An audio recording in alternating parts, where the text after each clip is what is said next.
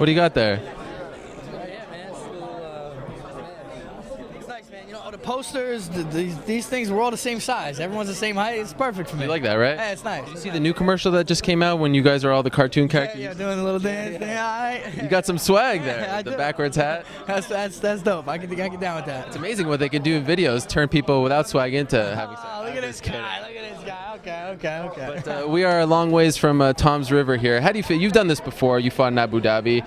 Now we're in Japan. Do you like fighting far away from home, or would you rather just fight in the U.S.? You know, it's an experience. 10 years down the road, I'm going to appreciate all this stuff. You know, obviously in the present time, it's always, you know, has its obstacles.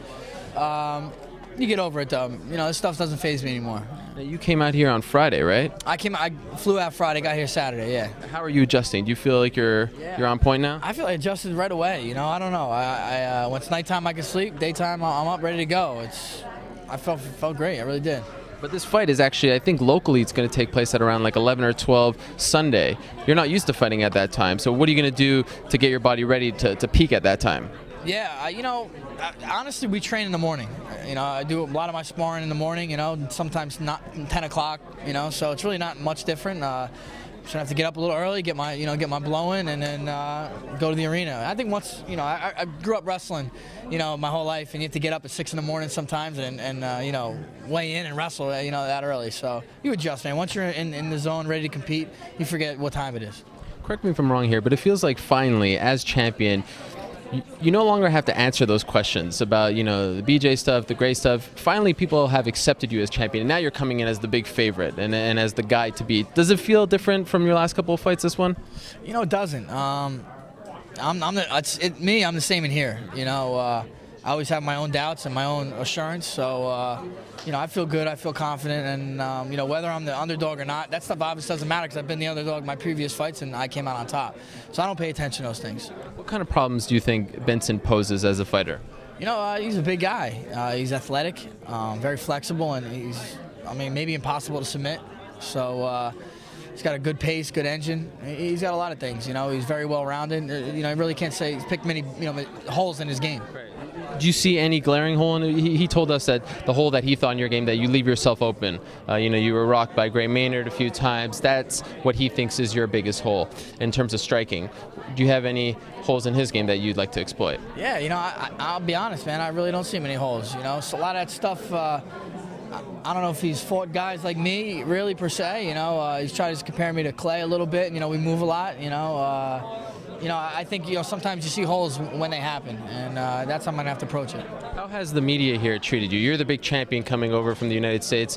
How has it been? How's the experience been? Besides you telling me I got no swag, I mean, it's been pretty good. You got to keep you grounded. I mean, you know, we don't want to get to your head. No, it's been great. You know, the Japanese media is very, very cool, man. They're you know, a little reserved and stuff, the way they handle things. It's been a great experience so far. Now, have you ever been to Japan, or any of the, I know Henzo has fought over here, Ricardo, have you ever been with them over here? No, I haven't. This is my first, well, besides the press conference, you know, a couple months ago, it's my first time here, you know, competing here and everything. Have you asked them for advice about what it's going to be like? Yeah, and what? Yeah, I did. You know, the whole silent crowd, you know, just getting out here early enough to get acclimated, the food, you know, but, you know, luckily I don't cut much weight, and I got a pretty strong stomach. You know, I've pretty much found a couple Italian places to eat at, so I feel at home.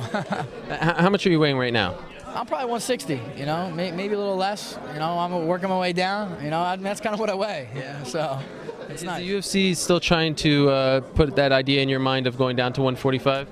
I mean, it's they haven't really mentioned it in a while, you know, especially with this fight looming. You haven't heard it at all. Is it a possibility? I mean, yeah, it's no secret I can make the weight, so we'll see. It's an intriguing option for me and for the UFC. But if you had it your way, you'd rather not. You'd rather just stay at 155. I don't know. You know, right now, yeah. Right now, I want to stay 155. I want to defend my title. You know, after this fight, I probably want to, you know, I want to just keep going at it. You know, see what I can do. But it's a nice option to have. Yeah. In the New Jersey, New York area, it's been really good times, right? Where the Giants and Knicks are doing really well. Does that stuff kind of motivate you as you go into battle? It's cool. You know, it's cool to feel the buzz, feel everybody's got a good demeanor around them. You know, it's winning attitude kind of rubs off on people. Yeah. When are you going to get your teammates back for hijacking your car there? Yeah. Or have you gotten them back? No, not yet, not yet. It was really Akira. He was the mastermind behind it all. But if you've seen it, it really didn't get me that good. You know, come on, we gotta do a little better than that. Well, it seemed like you were nervous for a second, but like the real Frankie came out, the swag came out. You're like, how dare you get that card down right now? Do you know who I am? You didn't pull out the "Do you know who I am" card, which would have been bad. No, you can't do the "You know who I am." That's swag less. You know what I'm saying? But yeah, you know, I came out a little bit. You know, so. Will you get it back? Oh, yeah, I will. It's got to be something good. You know, I keep getting asked about it. When you get asked about it, he's gonna be expecting it. So we'll let it die down a little bit, and we'll get him when he expected. All right, final question. How do you expect this one to play out on Sunday? Yeah, you know, I'm going to go home on that 14-hour trip, still the champion. You know, that's my goal, and I believe that I've done everything in my power to make sure that happens. Good luck. Look forward to it. Thank you, man. Appreciate it.